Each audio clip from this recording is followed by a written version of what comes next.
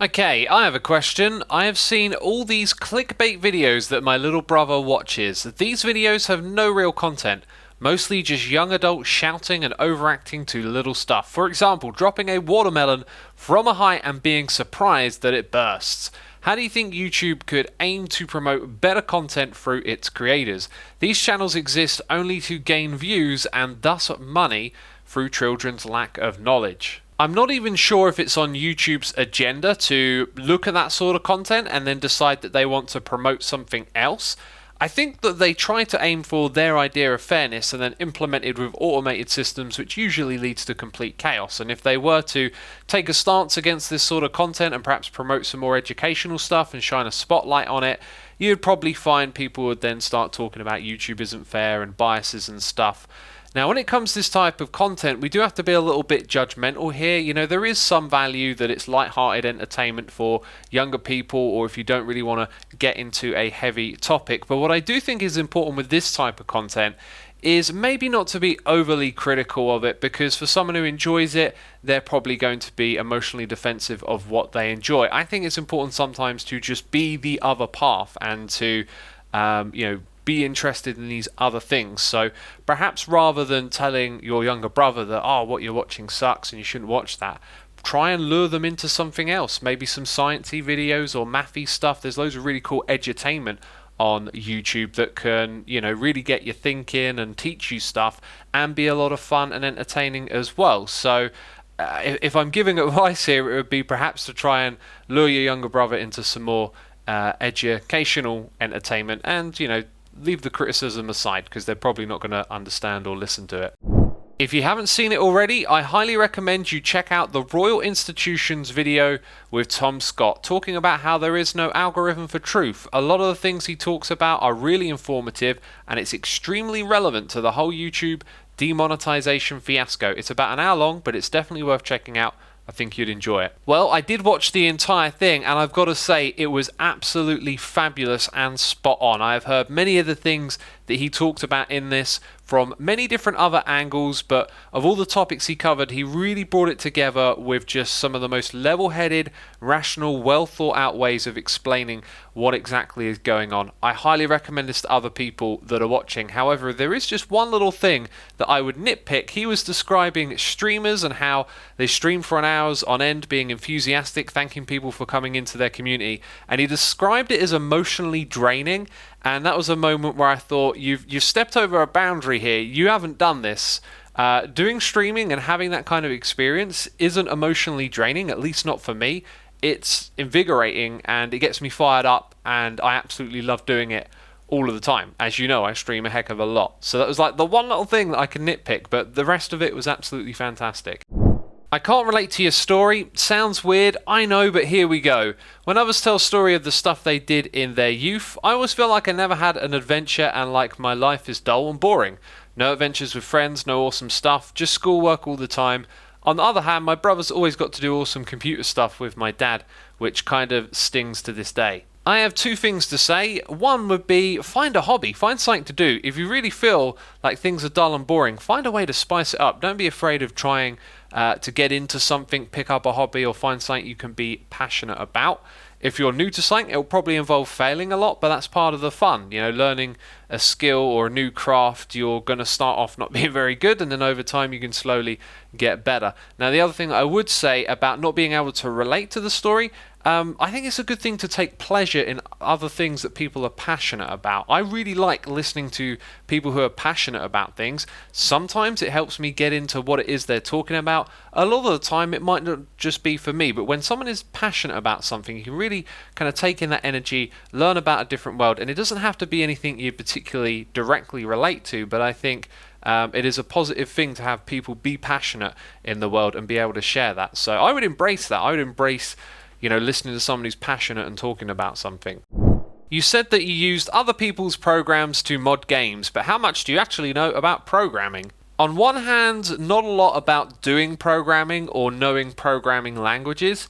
On the other hand, probably a fair bit more than the average person, just because I'm interested in watching maybe videos, edutainment sort of stuff on programming challenges and things to do with programming. I've also had a little bit of an experience inside what a programming environment is like between programmers collaborating together, so I kind of have a little bit of insight in that area, but actual strict programming, pretty useless.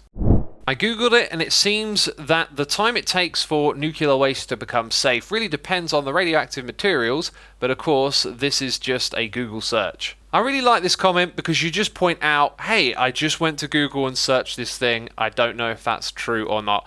And I wish that we could caveat more of the information that we give with something like that, which is what I hope I did with this video. And all the things I talked about on the live stream, I was trying to sort of explain at the same time, where have I got my information from? I watch edutainment videos about stuff to do with Chernobyl. I've just recently watched the series, and here are my thoughts on it, and not trying to act like my thoughts are ironclad or anything like that. X. Nuclear energy is the best way of producing energy in the present. From gathering resources to the consequences of producing energy, nuclear energy is the one that has the least amount of deaths per unit of energy, including Chernobyl, etc., surpassing solar, hydro, and even wind power. Also, yes, it has killed some people, but not as many as coal has due to carbon emissions, another thing. And now I realise I forgot to click on read more, but hey, we're just going to focus on the bit of the comment that I captured here. When talking about nuclear energy on the stream, this is actually one of the things that I was trying to get across at one point or another. Maybe that didn't get clipped into the video that you watched here. However, I would like to know, where are the deaths in solar power? I can't kind of picture that. I could perhaps understand hydro, because hydraulic dams could collapse or something and injure people. And again, wind power, those ones sound a little bit odd to have death tolls, right? But I guess they can probably be linked in some way. But I think the big problem to get over is the fear factor. And it's like gun debates and vaccination debates, is that when we get statistical with the information, we kind of forget about the fear factor, that sometimes the chances of being shot in a certain situation are astronomically small, but the horrific nature of that act kind of gets added weight in our mind. And that's what happens with Chernobyl and with nuclear energy. It's been given a very bad image because of how much potential for damage it does actually have. So you could look at it the other way as well. If you looked at the energy source's potential for damage, then nuclear would probably be one of the highest, right?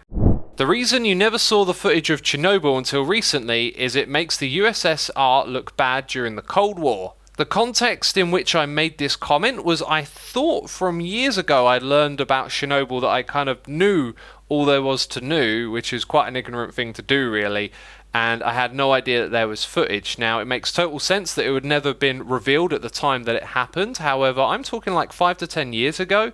So did this footage become more recently available than that? In which case, that would be understandable. But I guess what I was tripping over here was that this stuff existed, and I didn't know about it when I was really fascinated by Chernobyl and learned a lot of stuff about it. I would have expected to have seen it, like I said, it was about 5 or 10 years ago.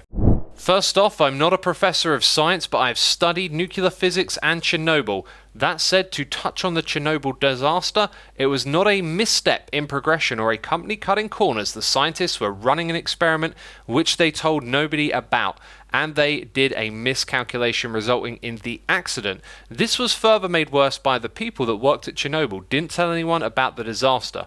Nuclear energy is also a very clean source of energy. It produces waste, but we have ways of sorting it or just sending it into space. People are concerned because of a past mishap at Chernobyl, which was definitely avoidable. I know nuclear waste only lasts 5 years in a standard waste form, but then it declines into a different. Also, radioactive isotopes. It becomes a mess, which is why it takes 1,000 to 5,000 years just to keep it safe.